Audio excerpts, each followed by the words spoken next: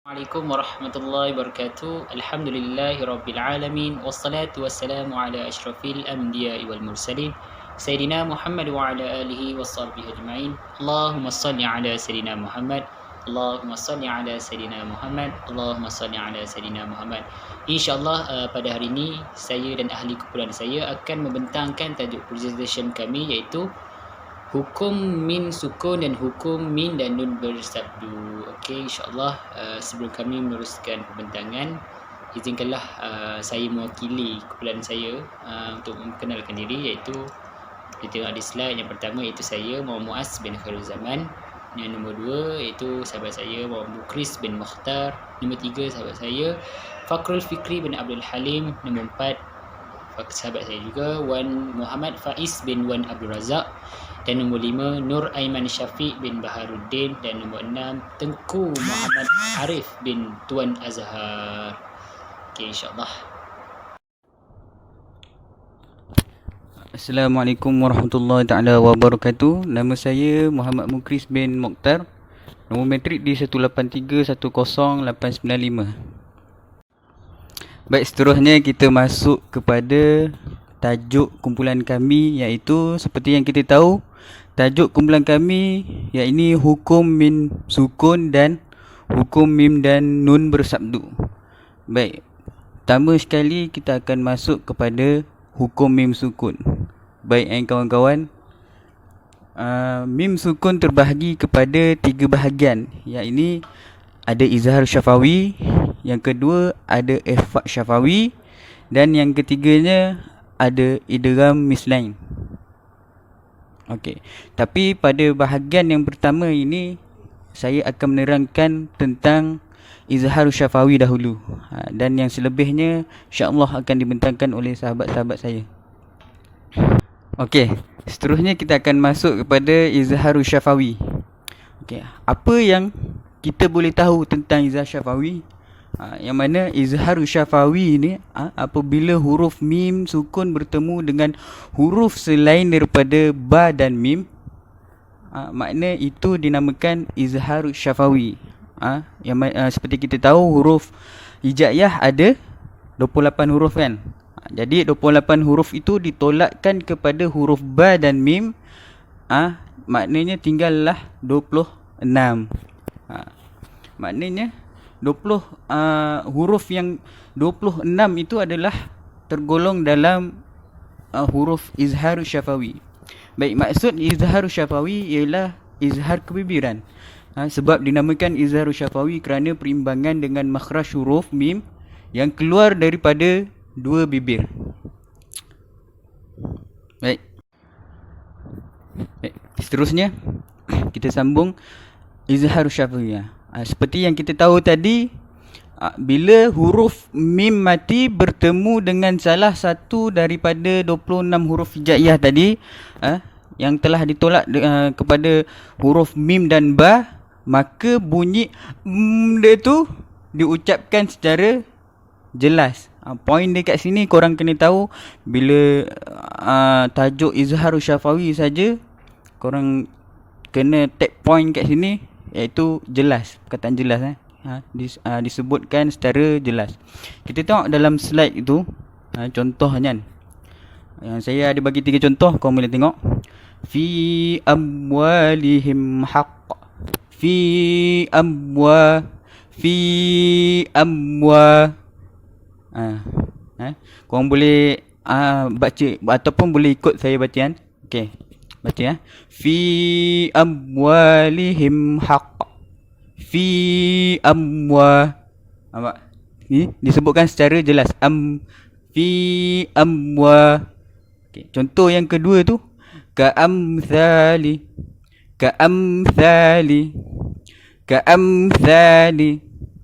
Yang ketiga tu, kita tengok contoh yang lain pula, yang bawah sekali, yang terakhir tu, iaitu la'allakum tattaqun. Okey, la'allakum tattaqun. Maknanya kita belajar Al-Quran ini kena ada praktikal. Korang belajar Al-Quran ni kena berguruan. Lagi satu nak senang mudah, kita kena praktikal, kita kena cuba baca. Kita ulang ni sekali. Ayat yang pertama tu, fi amwalihim, fi amwa. Maknanya disebutkan secara jelas. Itu yang dimaksudkan dengan izhar syafawi. Tengok tu, apabila mim mati bertemu dengan huruf waw. Huruf waw. Maka bunyinya fi amwalihim, fi amwa. Okey, baik. Seterusnya akan disambungkan oleh rakan saya sendiri, insya-Allah. Assalamualaikum warahmatullahi wabarakatuh. Nama saya Wan Muhammad Faiz Abdul Razak, nombor matrik di 183-10959. Okey, terima kasih kepada rakan saya yang telah membentangkan tentang izhar syafawi. Okey, di sini saya pula ingin membentangkan tentang ikhfa syafawi. Okey, ya, perkara pertama yang kita perlu tahu, huruf ikhfa syafawi itu apa dia? Okey, huruf ikhfa syafawi iaitu hanya huruf ba apabila sukun bertemu dengan huruf ba yang berbaris dalam dua kalimah sahaja. Okey, maka hukum bacaan ikhfa iaitu wajib mengikhfakan huruf mim sukun serta dengung. Kiranya bacaan dia kena dengung lah. Okey, yang kedua pula adalah poin dia, ikhfa syafawi bermaksud ikhfa kebibiran. Okey, ini kerana makhraj huruf mim yang keluar daripada dua bibir. Okey, seterusnya saya akan sambung contoh ikhfa syafawi ni, Fakrul yang ke. Bismillahirrahmanirrahim. Assalamualaikum warahmatullahi taala wabarakatuh. Nama saya Fakrul Fikri bin Abdul Halim, bernombor matrik di 183-11178. Baik, saya akan memberikan contoh iaitu ikhfa syafawi. Bila mim bertemu dengan ba, maka huruf bunyi mim pada huruf mim itu diucapkan secara samar serta dengan mendengung. Keduanya bibir terkatut. Sebagai contoh, anfusakum bima takhadikum. Lepas tu contoh kedua, wa may ya'tasim billah wa ma hum bikharijin. Okey, jadi yang terakhir sekali, contoh yang terakhir, taqikum wa asakum. Jadi itulah contoh yang dapat diberikan seperti yang di dalam slide yang kita boleh tengok juga. Jadi itu saja, wabillahi taufiq wa hidayah. Seterusnya rakan saya akan sambung. A'udzubillahi minasyaitonirrajim. Bismillahirrahmanirrahim. Alhamdulillahirabbil alamin wassalatu wassalamu ala asyrafil anbiya wal mursalin wa ala alihi wa sahbihi ajma'in. Allahumma salli ala Sayyidina Muhammad wa ala ali Sayyidina Muhammad. Bismillahirrahmanirrahim. Assalamualaikum warahmatullahi wabarakatuh. Okey, terlebih dahulu saya nak memperkenalkan nama saya. Okey, nama saya adalah Nur Amin Syafiq bin Baharudin, nombor matrik di 183-11173. Okey, insyaAllah pada hari ini saya akan meneruskan perbentangan daripada rakan saya yang tadi. Dan saya akan menyambung untuk bahagian saya iaitu idgham mislan. Okey, tanpa melengahkan masa, saya akan teruskan untuk poin yang pertama. Okey, huruf idgham merupakan satu iaitu huruf min. Apabila min sukun bertemu dengan huruf min yang berbaris dalam dua kalimah sahaja, maka hukum bacaan idgham itu wajib mengidghamkan huruf mim sukun pertama ke dalam huruf mim yang berbaris kedua serta sempurna iaitu dua harakat. Okey, maksud idgham mislan ialah dua jenis huruf yang sama kecil, dan sebab dinamakannya kerana kedua-dua huruf yang bertemu itu mim serupa dengan pada makhraj dan sifat, dan dinamakan kecil kerana huruf pertama bertanda sukun dan huruf berikutnya berbaris. Okey, sekian daripada saya. InsyaAllah rakan-rakan saya akan meneruskan untuk bahagian mereka masing-masing. Wabillahi taufiq wal hidayah. Assalamualaikum warahmatullahi wabarakatuh. Sekian, terima kasih. Bismillahirrahmanirrahim. Assalamualaikum warahmatullahi wabarakatuh. Nama saya Tengku Muhammad Arif bin Azhar. Jadi saya akan menerangkan tentang contoh bacaan lah. Jadi bila mim mati bertemu dengan huruf mim yang berbaris lah, maka cara bacaannya harus dimasukkan, ditasydidkan ke huruf yang kedua. Sebagai contoh, mislahum ma'ahum. Sekali lagi, mislahum ma'ahum. Contoh yang kedua, ajrahum marratain. Sekali lagi, ajrahum marratain. Contoh yang ketiga, fi qulubihim maradun. Sekali lagi, fi qulubihim maradun. Itu saja. Terima kasih. Alhamdulillah, kita sudah dengar ketiga hukum pertama, iaitu hukum min sukun, iaitu terdapat 3, ikhfa syafawi, izhar syafawi dengan idgham mislain. Okey, seterusnya kami ada 2 hukum. Hukum seterusnya iaitu hukum min dan nun bertasydid ataupun bersabdu. Kita boleh tengok setelah itu hukum nun dan min bersabdu ataupun bertasydid. Maksud bersabdu atau bertasydid yang dekat atas huruf nun dengan min tu. Kita boleh nampak bentuk dia macam bentuk W. Itulah bersabdu ataupun bertasydid. Okey, kita boleh tengok poin yang pertama situ, iaitu apakah iaitu bagi huruf nun dan min bersabdu hukumnya satu, iaitu wajib menyatakan sifat dengungnya dengan sempurna harkatnya. Okey, dekat poin pertama ni kita boleh highlightkan dengan perkataan wajib menyatakan sifat dengungnya. Wajib menyatakan sifat dengungnya. Maksudnya kalau kita nampak je huruf hijaiyah bertemu dengan huruf bersabdu ataupun nun ataupun min bersabdu ni, maksudnya wajib menyatakan sifat dengungnya dengan sempurna harkatnya. Okey, nanti saya akan terangkan dengan sempurna harkatnya maksudnya macam mana. Okey, poin yang kedua iaitu dengung.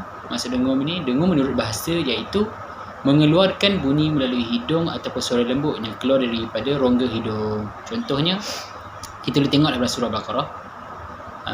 Ayat dia bunyi innalladzina kafaru innalladzi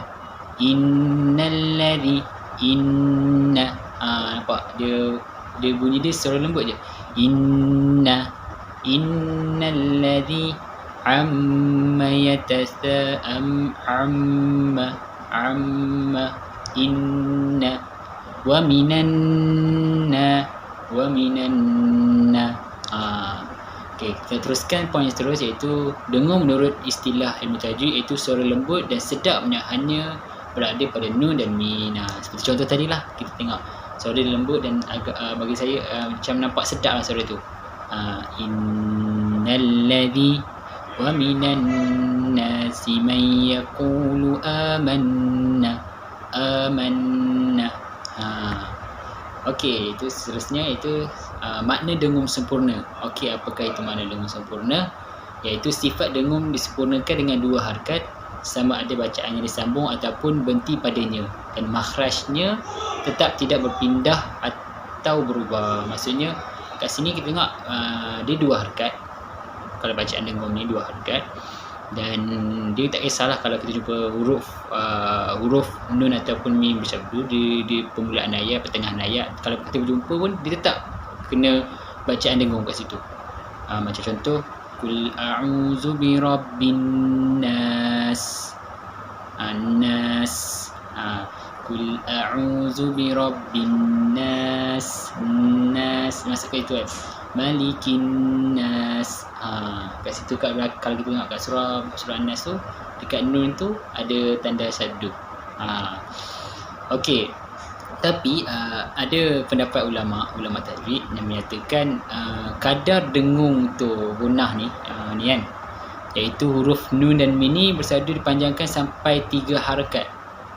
Ukuran dia 2 harakat sampai ke 3. Tapi ini pendapat ulama tajwid, itu adalah bacaan tertil. Tertil ni iaitu bacaan berhati-hati ataupun bacaan yang kita slowkan bacaan tu. Macam contoh kita baca satu persatu kan.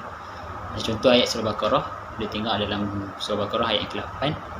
Kita kan dibaca tertil macam jadikan 3 harakat sampai 2 ataupun 2 sampai 3 harakat. Ulama tajwid kata wa minan nasi man yaqulu amanna wa minanna amanna wa minan nasi man yaqulu amanna wa minanna. Kat situ dia kalau kita tertil dia 2 sampai ke 3. 2 sampai ke 3. Kena faham kat situ kan. Okey, kita teruskan poin seterusnya, iaitu huruf nun dan min bersabdu dinamakan harf gunnah musaddah artinya huruf dengung bersabdu, atau idgham bil gunnah musyaddah artinya masukkan serta dengung bertasydid. Ataupun kalau kita belajar di kampung ke ataupun sekolah ke, kalau kita tanya ini hukum apa, semestinya kita akan jawab wajibul gunnah.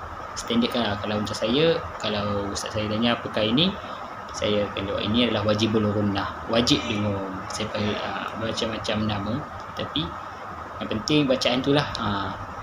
Okey, kita teruskan slide seterusnya, iaitu baca. Kita tengok kat slide pertama tu, min dan nun bertasydid. Bertasydid tu macam saya cakap tadi tu lah, min dengan nun atas dia ada bentuk macam W. Okey, hukumnya itu gunnah. Gunnah ni maksud dia apa? Itulah dengung. Wajib dengung. Sebab tu orang panggil wajib gunnah ada juga. Okey, dia 2 sampai 3 harakat yang saya cakap tadi. Kalau bacaan tartil, dia seterusnya tadilah saya bagi dekat surah Al-Baqarah ayat yang ke-8. Kita boleh tengok di bacaan dia, wa minan nasi man yaqulu amanna wa minan kat situ. Okey, kita boleh tengok dekat poin yang paling bawah tu adalah poin yang paling penting. Apabila huruf hijaiyah bertemu dengan huruf min dan nun bersabdu atau bertasydid, maka berbunyi dengung. Situ yang paling penting. Tak kisahlah huruf itu apa ke, dia akan dengung lah. Huruf hijaiyah tu ada 28 yang kita boleh tengok. Tak kisahlah macam contoh surah An-Naba pun kita boleh tengok permulaan tu, huruf ain bertemu dengan huruf min bersabdu. Amma kat situ. Okey, kita boleh tengok slide seterusnya, iaitu contoh dia. Contoh dia saya cubalah kan. Okey, yang pertama kat situ mim, yang di atas tu mim bersabdu. Summa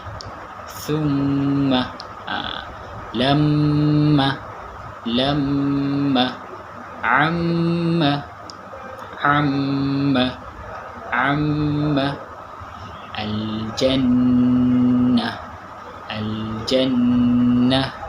innahum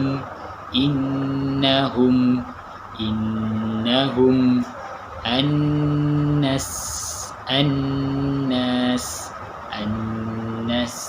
Qul a'udzu birabbin nas. Okey, itu saja kot. Macam boleh kalau kita nak lagi mudah, kita bacaan panjang tu boleh tengok dalam surah Al-Baqarah, banyak dekat itu. Yang dia bunyi macam, kita kalau bacaan tertib bolehlah ulama tajwid kata bolehlah sampai ke 3 harakat tu, 2 ataupun 3. Macam contoh innalladzina kafaru innalladzi wa minan nasi man yaqulu amanna. Okey, insya-Allah itu saja yang pembentangan kami. Mana yang tidak faham boleh tanya, dan jika terdapat kesalahan boleh tegurlah. Kalau ada yang boleh membawa manfaat, amalkanlah. Itu saja daripada kepada kami. Jika ada salah atau silap kata, mohon maaf. Jika ada manfaat, boleh ambil dan menyampaikan kepada orang yang tidak mendengar presentasi kami. InsyaAllah mana yang baik itu datang daripada Allah, mana yang buruk itu datang daripada kesalahan kami sendiri. Aqulu qawli hadza wa astaghfirullah wa lakum muslimin. Okey, insyaAllah itu saja daripada kami. Assalamualaikum warahmatullahi wabarakatuh.